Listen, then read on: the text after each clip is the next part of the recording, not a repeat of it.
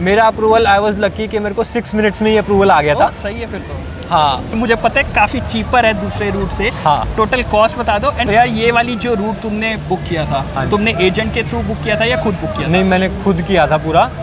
ऐसा लगा लो कि कनाडा इमिग्रेशन सारा फ्रैंकफर्ट पे ही होता है। 5,000 जो रियाल है वो उनकी रिक्वायरमेंट है, वो कहीं पे लिखा नहीं हुआ उनकी ऑफिशियल वेबसाइट पे, पर ये बहुत इंपॉर्टेंट है। Hello everyone, welcome back to my channel. मैं हूं आपका कनेडियन दोस्त और आज है हमारे साथ कुणाल, जो दोहा रूट यानी कि कतर वाले इंडायरेक्ट रूट से आए हैं कनाडा। और जैसे कि आप देख सकते हो हम बैठे हैं नए वेन्यू के अंदर जो कि है टोरंटो का ईटन सेंटर, जिसको यंग एंड डंडा स्क्वायर भी बोलते हैं। So welcome Kunal and thank you for sharing your experience. Thank you sir, बहुत अच्छा सेटअप आपने आज ऑर्गेनाइज किया है। तो मतलब पहली बार था मैं डाउनटाउन आ रहा था, अब तक 2 से 3 दिन मैं स्कार्बरो में ही था, तो कुछ देखा नहीं था। अभी पहली बार आया तो सर बस बहुत बढ़िया मज़ा है आगे देख के।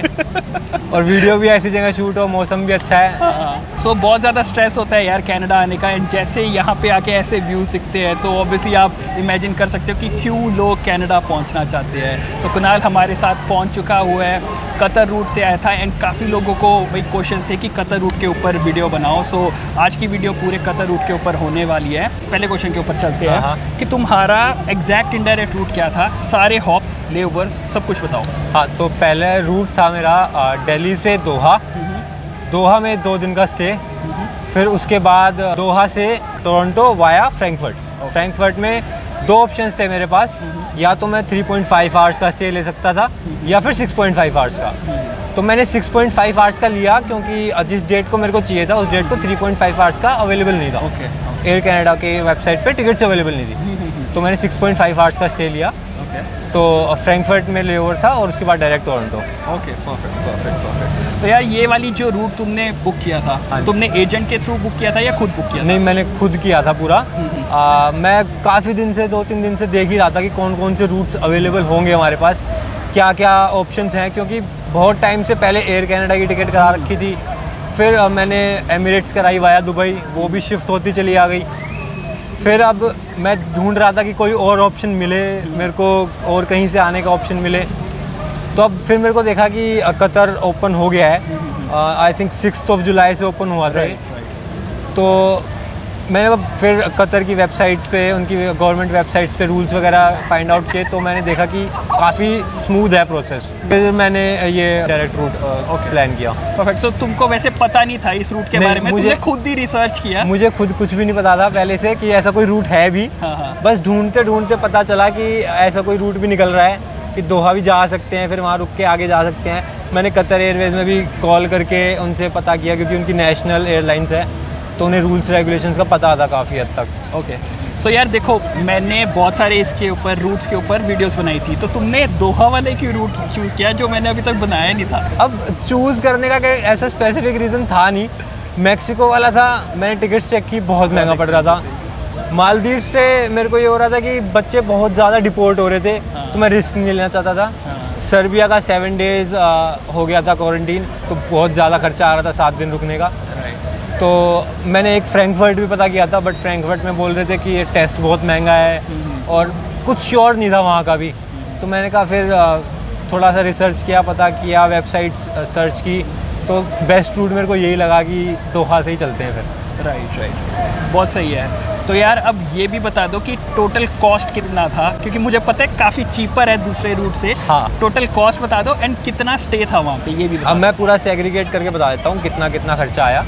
तो पहले दिल्ली से दोहा की मेरी टिकट थी, वो थी मेरी 38,000 की। फिर वहाँ पे स्टे था मेरा, 3 डेज़ स्टे करना पड़ा था मेरे को एक्चुअली, क्योंकि जब मैं रात को पहुँचा तो मेरे पास जगह थी नहीं रहने के लिए होटल में, तो मेरे को चेक इन करना पड़ा। तो 3 दिन का स्टे मेरे पास आया अराउंड 15,000 रुपीज़, 5,000 ईच नाइट का। उसके बाद मेरी दोहा से कनाडा की जो टिकट थी वो थी 64,000 की। तो अगर हम अप्रॉक्सीमेट लेके चलें तो 1.3 से 1.4 के अराउंड समवेयर आ गया था। बहुत सही है फिर तो, क्योंकि दूसरे जो रूट्स है वो 1.5 से शुरू होते हैं एंड 2 लाख के भी जाते हैं मैक्सिको वाले रूट, तो बहुत ही सही था। तो अब ये भी बता दो कि क्वारंटीन रूल भी इधर बीच में आ रहा था। हाँ। तो उसके बारे में बताओ, और तुम फुली वैक्सीनेटेड हो या नहीं? हाँ, मैं फुली वैक्सीनेटेड था, कोविशील्ड लगी थी मेरे को। और मेरे को 1 मंथ हो गया था जब मैंने ट्रैवल किया, मेरे को सेकंड डोज लगे हुए। सो तुम्हें वहाँ पे क्वारंटीन की कोई रिक्वायरमेंट नहीं थी? नहीं। फुली वैक्सीनेटेड को कोई रिक्वायरमेंट नहीं है, बट अगर आप पार्शली वैक्सीनेटेड हो या आप अनवैक्सीनेटेड हो तब आपको 10 डेज़ का क्वारंटीन करना पड़ेगा। ये वहाँ की रिक्वायरमेंट है। सो जो अनवैक्सीनेटेड लोग हैं उनके लिए अनफॉर्चुनेटली ये वाला रूट जो है सेफ़ नहीं है। सो जो फुली वैक्सीनेटेड है उनके लिए बहुत अच्छा रूट है। जब तुमने वहाँ पे पहुँचे थे तो तुम्हें RT-PCR टेस्टिंग करवानी पड़ी होगी, तो उसके बारे में बताओ कि क्या क्या तुमने फेस किया वहाँ पे एंड क्या टिप्स है RT-PCR टेस्टिंग के लिए? RT-PCR के लिए बहुत केयरफुल रहना पड़ता है। मेरे को नहीं पता था कि वहाँ पे एयरपोर्ट पे भी टेस्ट होता है, क्योंकि उनकी वेबसाइट पे लिखा है कि ट्रांजिट वालों के लिए कोविड टेस्ट नहीं है अवेलेबल। बट जैसे ही हम वहाँ पे लैंड करते हैं तो हमें टूरिस्ट वीज़ा ऑन अराइवल मिला था। ओके। तो एयरपोर्ट पे टेस्ट मैंडेटरी था। 6000 रुपीज़ अराउंड हमें पे करना पड़ा और उन्होंने टेस्ट किया। अगले दिन सुबह 11 बजे मेरे पास मैसेज आया कि यू आर नेगेटिव। मेरे को इन हैंड हार्ड कॉपी चाहिए थी RT-PCR की। वो उन्होंने मैसेज में सिर्फ लिख के भेजा था कि आप नेगेटिव हो, बट हार्ड कॉपी कहीं भी अवेलेबल नहीं ना हुई। PDF थी ना कुछ थी, कुछ भी नहीं। तो ये आपको हमेशा ध्यान पे रखना है कि जहाँ से भी आप टेस्ट करवाते हो RT-PCR टेस्ट, वो आपको पता होना चाहिए कि वो रिजल्ट देंगे कैसे। क्या वो प्रिंटेड देंगे आपको या आपको PDF भेजेंगे, क्योंकि अगर आपके पास PDF नहीं होगी आप प्रिंट आउट नहीं करवा सकते, राइट। सो इस वजह से इनको फिर से RT-PCR टेस्ट करवाना पड़ा था एंड बहुत लिमिटेड टाइम भी था वहाँ पे। हाँ, तो उसके बारे में भी बता दो। तो मैंने 11 o'clock से 3 PM तक मैंने ट्राई किया, सबको कॉल लगा के वहाँ पे मिनिस्ट्री ऑफ हेल्थ को भी कॉल लगाया, एयरपोर्ट पे भी कॉल लगाया, बट मेरे को कुछ हेल्प नहीं मिली। उन्होंने बस नंबर पे नंबर देते रहे, इस पे कॉल करो, उस पे कॉल करो। 3 PM तक मैंने डिसाइड किया कि अब मेरे को बाहर जाके टेस्ट कराना ही पड़ेगा, नहीं तो फिर मेरी फ़्लाइट मिस हो जाएगी। तो 3 PM पे मैंने टेस्ट कराया। मैंने कॉल किया, वहाँ पे टर्किश हॉस्पिटल है और दोहा क्लिनिक है। तो टर्किश हॉस्पिटल में मैंने कॉल किया तो उन्होंने कहा कि 24 से 36 आवर्स तक लग जाएंगे आपके टेस्ट रिजल्ट आने में। सो ये आपको हमेशा ध्यान पे रखना है कि आप बफर ये लेके चले 36 आवर्स का, जहाँ से भी आप टेस्ट करवाओगे। एंड जहाँ से भी आप टेस्ट कराओगे वो ये भी पूछ लेना कि रिजल्ट कैसे देंगे, क्योंकि वो हर जगह क्लियर नहीं होता।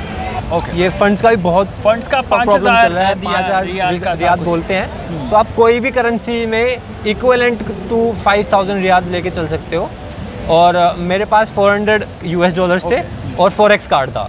तो वो उन्होंने अलाउ कर दिया था, दे एक्सेप्टेड इट कि आपके पास फॉरेक्स कार्ड है तो आप जा सकते हो बाहर। Okay, perfect. सो यार अब दोहा के लिए जो भी लोग आ रहे हैं, हाँ जी, वहाँ के लिए कोई टूरिस्ट वीज़ा या ट्रांजिट वीज़ा की रिक्वायरमेंट है? हाँ, ऑन अराइवल टूरिस्ट वीज़ा लेना होता है और उस टूरिस्ट वीज़ा के लिए आपको पहले ही अप्लाई करना पड़ता है eteraz.gov.qa पे। वहाँ पे आपको एटलीस्ट 12 आवर्स पहले अपना रजिस्ट्रेशन करना होता है, डॉक्यूमेंट्स डालने होते हैं और उसमें आपको अपनी RT-PCR की रिपोर्ट पे अपलोड करनी होती है। तो आप अपना टेस्ट कराओ, रिज़ल्ट आ जाए, उसके बाद अपलोड करो डॉक्यूमेंट्स, फिर वो आपको एक अप्रूवल देंगे।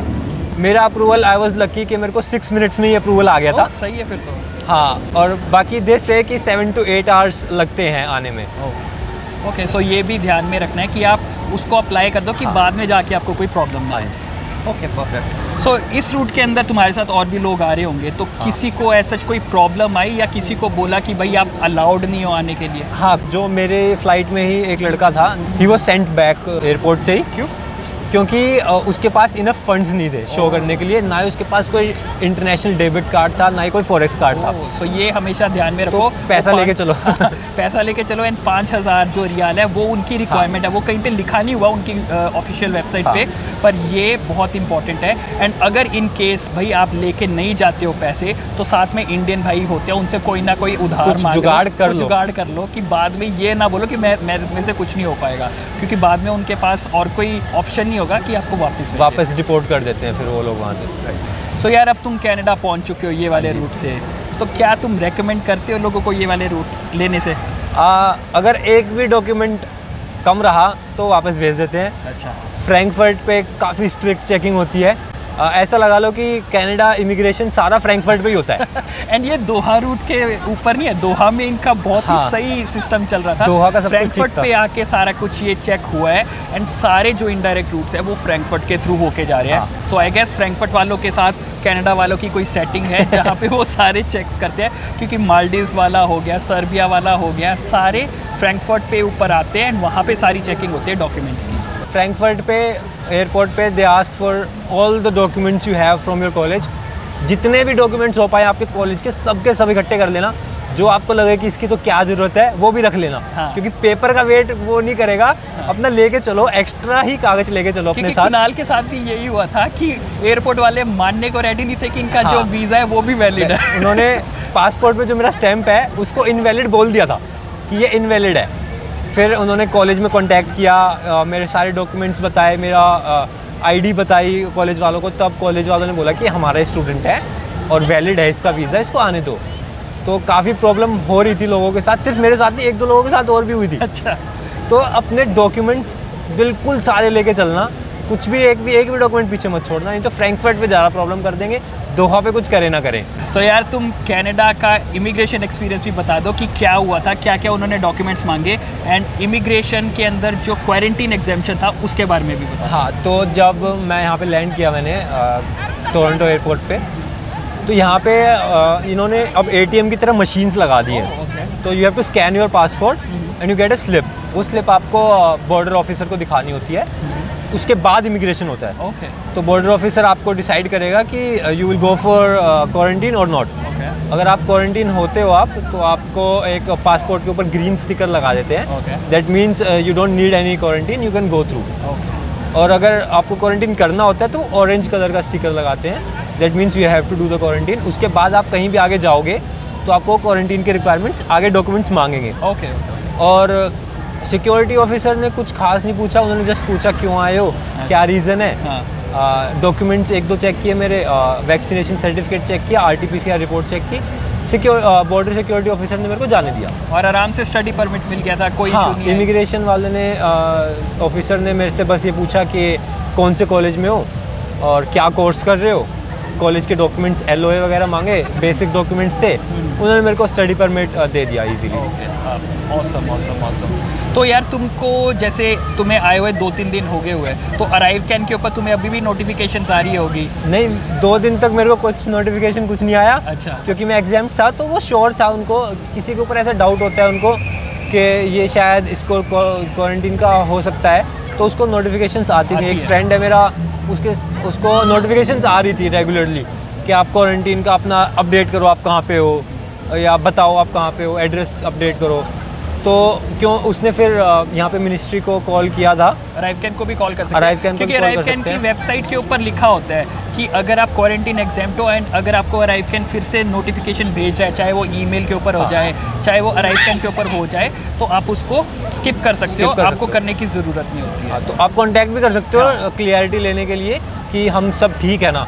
उसके बाद मैंने 2 दिन बाद अपना अराइव कैन डिलीट कर दिया है। अब कोई ज़रूरत ही नहीं है, क्योंकि एवरीथिंग वाज वेरी क्लियर। 2 दिन में पता चल जाता है आपको कि यू आर रिक्वायर्ड समथिंग और नॉट।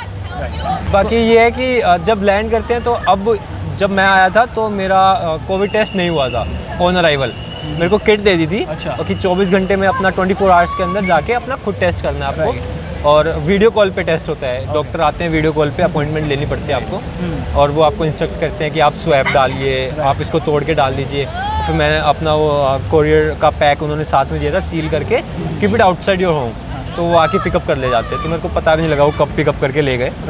तो अब टेस्ट की लाइन में भी लगने का झंझट नहीं है यहाँ पे। राइट। बट अगर कोई लोगों को होता है कि वो ये झंझट के अंदर डलना ही नहीं चाहते होम टेस्टिंग वाला, तो वो आप एयरपोर्ट के ऊपर भी कर सकते हो, ऐसा कोई इशू नहीं है। 2 ऑप्शंस होते हैं, आप एयरपोर्ट के ऊपर भी कर सकते हो एंड आप होम किट भी ले सकते हो। सो जैसे अगर कोई बंदा ऑटवा जा रहा है तो उसके पास फ्लेक्सिबिलिटी होती है कि वो होम किट लेके ऑटवा में जाके टेस्ट कर सकता है। सो यार थैंक यू सो मच अपना एक्सपीरियंस शेयर करने के लिए, एंड आई होप कि सभी लोगों के क्वेश्चंस भी क्लियर हो गए होंगे, डाउट्स क्लियर हो गए होंगे। बट फिर भी अगर लोग तुम्हें पूछना चाहते हैं, कोई डाउट्स है, तो कहाँ पे तुम्हें रीच आउट कर सकते हैं? आप मुझे इंस्टाग्राम पे रीच आउट कर सकते हो।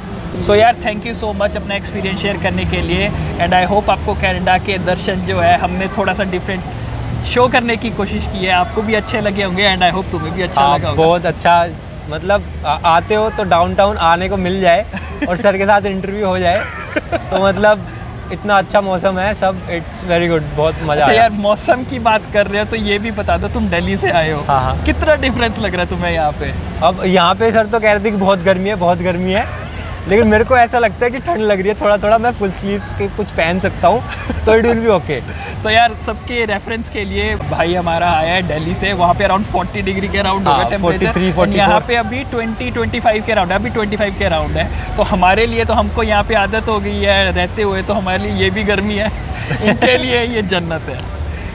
सो थैंक यू अगैन यार अपना एक्सपीरियंस शेयर करने Thank के you so लिए, much, and sir. I hope कि आपको भी अच्छा लगा होगा। And thank you so much for watching this video till the end. Stay safe and I will see you in the next one. Bye bye bye.